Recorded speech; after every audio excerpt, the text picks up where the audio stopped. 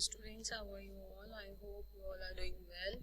And today I am here with a new topic, types or kinds of fund requirements. Yes, यानी कि कोशों की आवश्यकताओं के प्रकार, है ना। तो हमने लास्ट टॉपिक में पढ़ा था रेजिंग ऑफ फंड्स, यानी कि कोशों को जुटाना, फंड्स को रेज करना।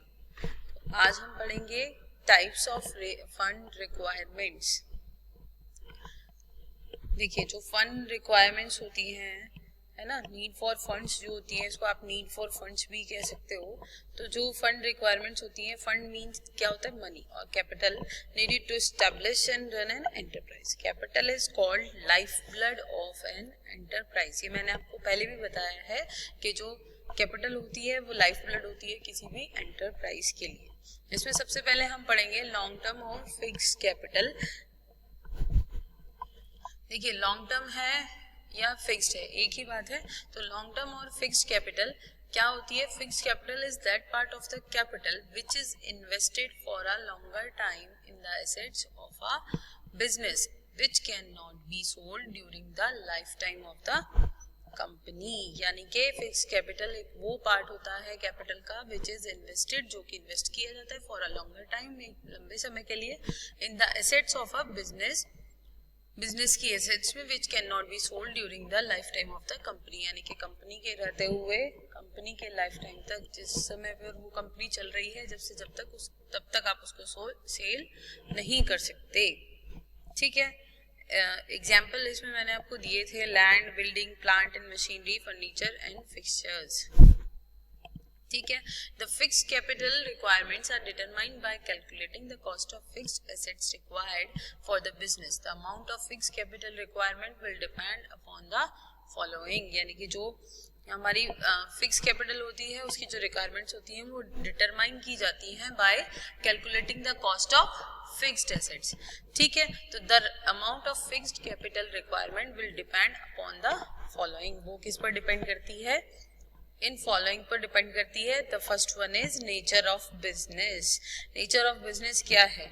The nature of business to be carried only on by the entrepreneur will determine the amount of fixed capital required, है ना। और इसका एक एग्जाम्पल आप ले सकते हैं। It is a public utility concern और a trading concern. A public utility concern like a railway company will need a large amount to be invested in fixed assets and equipments such as railway lines, rolling stock, engine and coaches, railway stations, railway sidings, etc. Clear?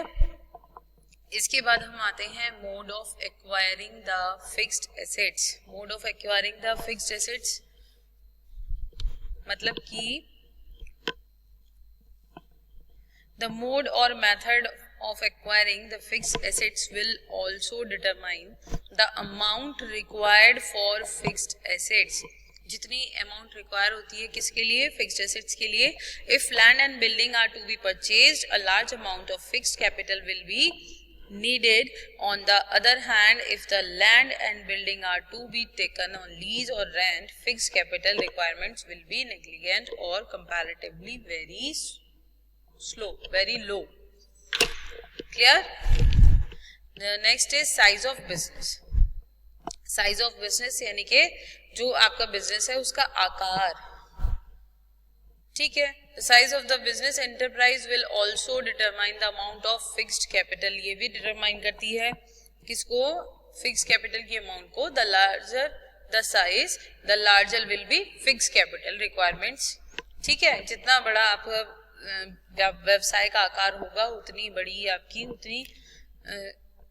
जो आपकी fix capital होगी वो भी उतनी ही ज्यादा होगी। ठीक है।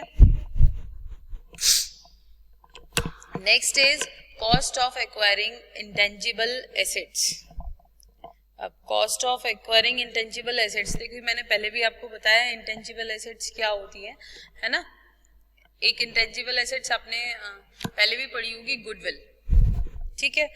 In case an enterprise has to be purchase intangible assets like goodwill, patents और trademark, it will need large fixed capital to buy such assets और ये सब देखिए जैसे हमें इंटेंजिबल एसेट्स की जो कॉस्ट होती है वो जितने बड़े लेवल पर हमारे जो एंटरप्राइज है ना, उसके लिए हमें एक ये लार्ज स्केल पर ही अर्न करनी पड़ती है, यानी कि ये एक लार्ज फिक्स कैपिटल होती है और ये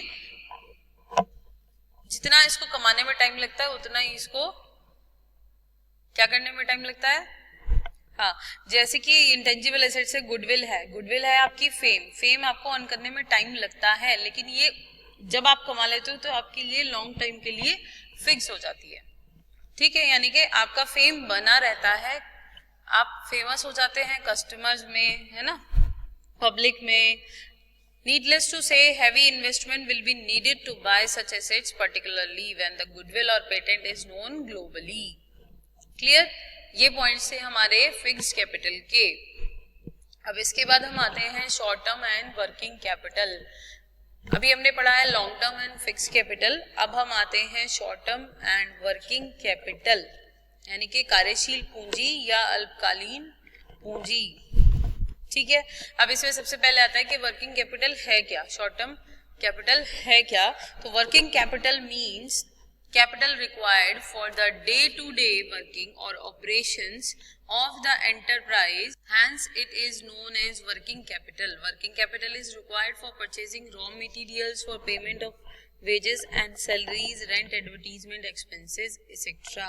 जी, ये जो पूंजी होती है वो पूंजी होती है जो उद्योग के साधारण कार्यों में लगाई जाती है, यानी कि जो सिंपल वर्क्स में इन्वेस्ट की जाती है वो कार्यशील पूंजी यानी कि वर्किंग कैपिटल कहलाती है। वर्किंग नाम से भी दिख रहा है, वर्किंग है, कार्यशील है ना।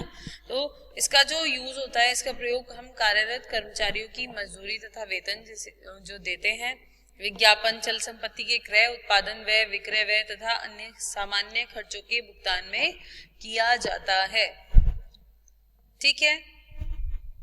Working capital is required for purchasing raw materials, for payment of wages, salaries, rent, advertisement expenses, etc. These assets change their form from time to time. ये जो assets होती हैं ये अपनी form change करती हैं time to time, ठीक है। कभी लेबर ज्यादा हो जाती है, कभी लेबर कम हो जाती है ना। सैलरी किसी की इंक्रीज करनी होती है, किसी की इंक्रीज नहीं होती है ना। रेंट कभी बढ़ जाता है, आपने जिस कुछ रेंट पे ले लिया 1 ईयर के लिए, नेक्स्ट ईयर आपको दोबारा चाहिए तो उसका रेंट इंक्रीज हो जाता है। तो ये कुछ खर्चे होते हैं, ये कुछ ऐसे एक्सपेंसेस होते हैं, है ना, जो चेंज होते रहते हैं। तो इसमें ये जो वर्किंग कैपिटल है ये हमें उसके अकॉर्डिंग ही रखनी होती है, ठीक है। Working capital requirements are of short term nature and keep on fluctuating from time to time. It should be remembered that certain minimum amount of working capital is always needed. जो इसकी certain minimum amount होती है हमारे पास वो हमेशा होनी चाहिए, है ना। जितनी वर्किंग कैपिटल की हमें नीड है हमेशा हमारे पास उतनी वर्किंग कैपिटल होनी चाहिए। Such part of the working capital will be fixed capital, और इसमें से कुछ पार्ट ऐसा होता है कि जो